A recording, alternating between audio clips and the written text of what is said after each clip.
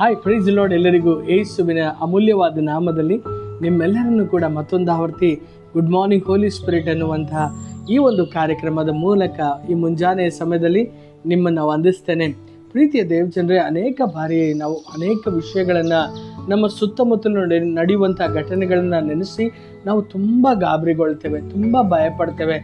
ಎಲ್ಲೋ ಒಂದು ಸಾವಿನ ಸುದ್ದಿ ಕೇಳಿಬಿಟ್ರೆ ನಮಗೂ ಕೂಡ ಅದು ನಾಳೆ ಸಂಭವಿಸ್ತದೆ ಎಂಬುದಾಗಿ, ಯಾರಾದರೂ ಒಂದು ಆಪ್ರೇಷನ್ ಕುರಿತಾಗಿ ಮಾತನಾಡಿಬಿಟ್ರೆ ನನಗೂ ಕೂಡ ಇದೇ ನೋವಿದೆಯಲ್ಲ, ನನಗೂ ಆಪ್ರೇಷನ್ ಆಗ್ತದ ಎನ್ನುವಂಥ ಒಂದು ಭಯದಲ್ಲಿ, ಯಾರಿಗೋ ಒಬ್ಬರಿಗೆ ತುಂಬ ನಷ್ಟ ಉಂಟಾಗ್ಬಿಟ್ರೆ ನಾನು ಕೂಡ ಹಾಗೆ ಆಗ್ಬಿಡ್ತೀನಿ ಎಂಬುದಾಗಿ ಭಯದಲ್ಲಿಯೇ ಜೀವಿಸುವಂಥ ಈ ಒಂದು ಪರಿಸ್ಥಿತಿ ಬದಲಾಗಬೇಕು. ಪ್ರಿಯರೇ, ದೇವರ ಮಕ್ಕಳಾಗಿರುವಂಥ ನಾವು ಒಂದನ್ನು ತಿಳ್ಕೋಬೇಕು. ದೇವರು ನಮಗೆ ಕೊಟ್ಟಿರುವಂಥ ಆತ್ಮ ಹೇಡಿತನದ ಆತ್ಮವಲ್ಲ, ಭಯದ ಆತ್ಮವಲ್ಲ, ಆದರೆ ಪುತ್ರ ಸ್ವೀಕಾರದ ಆತ್ಮ, ಆತನನ್ನು ತಂದೆ ಎಂಬುದಾಗಿ ಕರೆಯಲ್ಪಡುವಂಥ ಆ ಒಂದು ಆತ್ಮವಾಗಿರೋದ್ರಿಂದ ನಮ್ಮ ಜೀವಿತದಲ್ಲಿ ಭಯ ಇರಕೂಡದು.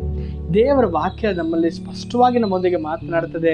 ಯೇಸು ಸ್ವಾಮಿ ಯಾವಾಗೆಲ್ಲ ಆತನು ಜನರನ್ನ ಮಾತನಾಡಿದ್ರು ಅವಾಗ ಹೇಳಿದ್ರು ಸಮಾಧಾನ ಉಂಟಾಗಲಿ ಎಂಬುದಾಗಿ.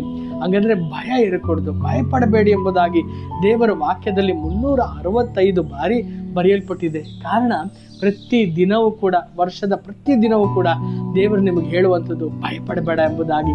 ನನ್ನ ಪ್ರೀತಿಯ ದೇವಜನರೇ, ಅಪೊಸ್ತಲರ ಕೃತ್ಯಗಳ 12ನೇ ಅಧ್ಯಾಯದಲ್ಲಿ ನಾವು ನೋಡುವಾಗ ಅಲ್ಲೂ ಇದೇ ರೀತಿ ಬರೆಯಲ್ಪಟ್ಟಿದೆ. ಹೆರೋದನು ಆತನು ಯಾಕೋಬನನ್ನು ಸೆರೆ ಹಿಡಿದು ಆತನನ್ನು ಕೊಂದೇ ಬಿಟ್ನು.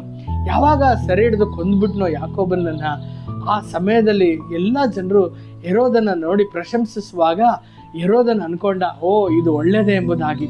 ನನ್ನ ಪ್ರೀತಿಯ ದೇವಜನರೇ, ಯಾವಾಗ ಉಜ್ಜೀವನ ಹೆಚ್ಚಾಗಿತ್ತೋ, ದೇವರು ಬಲವಾದ ಕಾರ್ಯಗಳನ್ನ ಮಾಡ್ತಾಯಿದ್ರು, ಆ ಸಮಯದಲ್ಲಿ ಯೇಸುವಿನ ಅತಿ ಹತ್ತಿರವಾದಂಥ ಶಿಷ್ಯರಲ್ಲಿ ಒಬ್ಬರಾದಂಥ ಯಾಕೋಬನು ಸತ್ತ ನಂತರ ಆ ಒಂದು ಸಮಯದಲ್ಲಿ ಆತನು ಪೇತ್ರನನ್ನು ಸೆರೆ ಹಿಡಿದು ಆತನನ್ನು ಕೊಲ್ಲಬೇಕೆಂಬುದಾಗಿ ಆತನನ್ನು ಇಟ್ಟಿರ್ತಾರೆ. ಪ್ರಿಯರೇ, ನೆನೆಸಿ ನೋಡ್ರಿ, ಎಲ್ಲರ ಮನಸ್ಸಿನೊಳಗೆ ಅದೇ ಭಯ.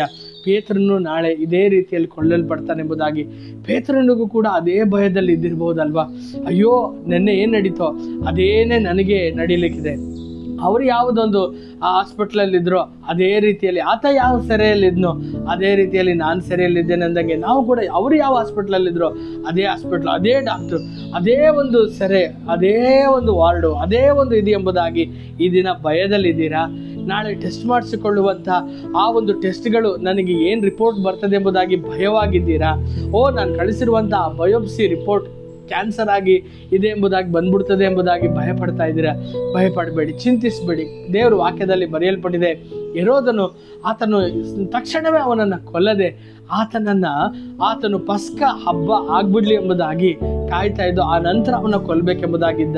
ಆದರೆ ದೇವರ ವಾಕ್ಯದಲ್ಲಿ ಬರೆಯಲ್ಪಟ್ಟಿದೆ, ದೇವದೂತನು ಪರಲೋಕದಿಂದ ಇಳಿದು ಬಂದು ಪೇತ್ರನನ್ನು ಆ ಒಂದು ಸೆರೆಯಿಂದ, ಆ ಪೇತ್ರನ ಎದ್ದೇಳು, ನಡುಕಟ್ಕೋ, ನಡಿ ಹೋಗೋಣ ಎಂಬುದಾಗಿ ಕರೆದುಕೊಂಡ್ಬಂದು ಅವನು ಮತ್ತೆ ಪ್ರಸಂಗಿಸುವಂತೆ ನಿಲ್ಲಿಸಿದ್ದು. ನನ್ನ ಪ್ರೀತಿಯ ದೇವಜನರೇ, ಯಾಕೆ ನಿಮ್ಮ ಜೀವಿತದಲ್ಲಿ ಮತ್ತೊಬ್ಬರ ಜೀವಿತದಲ್ಲಿ ನಡೆದಂಥ ಕಾರ್ಯಗಳು ನಡೆಯಲ್ಲ ಎಂಬುದಾಗಿ ನಾನು ಹೇಳ್ತಾ ಇದ್ದೇನೆ ಅಂದರೆ, ನಿಮಗೋಸ್ಕರ ಪಸ್ಕ ಹಬ್ಬದಂದು ಒಂದು ಕುರಿಮರಿ ಬಲಿಯಾಗಿದೆ.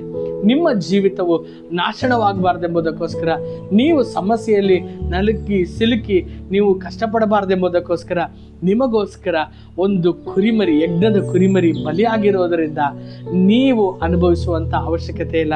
ಆತನು ನಿಮಗಾಗಿ ದರಿದ್ರನಾದ, ಆತನು ನಿಮ್ಮ ಶಾಪಗಳನ್ನು ಹೊತ್ತಿಕೊಂಡ, ಆತನು ನಿಮ್ಮ ಎಲ್ಲ ವ್ಯಾಧಿಗಳನ್ನು ತನ್ನ ಗಾಯಗಳಿಂದ ಗುಣಪಡಿಸಿರುವುದರಿಂದ ನಿಮ್ಮ ಜೀವಿತದಲ್ಲಿ ಯಾವ ಕೇಡು ಸಂಭವಿಸದು, ಉಪದ್ರವ ಗೂಢಾರದ ಸಮೀಪಕ್ಕೂ ಬಾರದು. ಈ ಒಂದು ದಿನ ಸಂತೋಷ ಪಡ್ರಿ, ದೇವರಿಗೆ ಸ್ತೋತ್ರ ಮಾಡ್ರಿ. ದೇವರೇ, ಆ ಒಂದು ಜೀವಿತದಲ್ಲಿ ನಡೆದ ಹಾಗೆ ನಡೆಯೋದಕ್ಕೆ ನನ್ನ ಜೀವಿತದಲ್ಲಿ ಅನುಮತಿ ನೀ ಕೊಟ್ಟಿಲ್ಲ, ಯಾಕಂದರೆ ನನ್ನ ವಿಮೋಚಕನು ಜೀವ ಸ್ವರೂಪನೆಂಬುದಾಗಿ ನಾ ಬಲ್ಲೆನೆಂಬುದಾಗಿ ವಿಶ್ವಾಸದ ಅರಿಕೆ ಮಾಡ್ತಾ ದೇವರ ಮೇಲೆ ದೃಢವಾದ ನಂಬಿಕೆ ಇಟ್ಟು ಮುಂದೆ ಸಾಗಿರಿ. ಕರ್ತನು ನಿಮ್ಮನ್ನು ಆಶೀರ್ವದಿಸಲಿ. ಆಮೆನ್.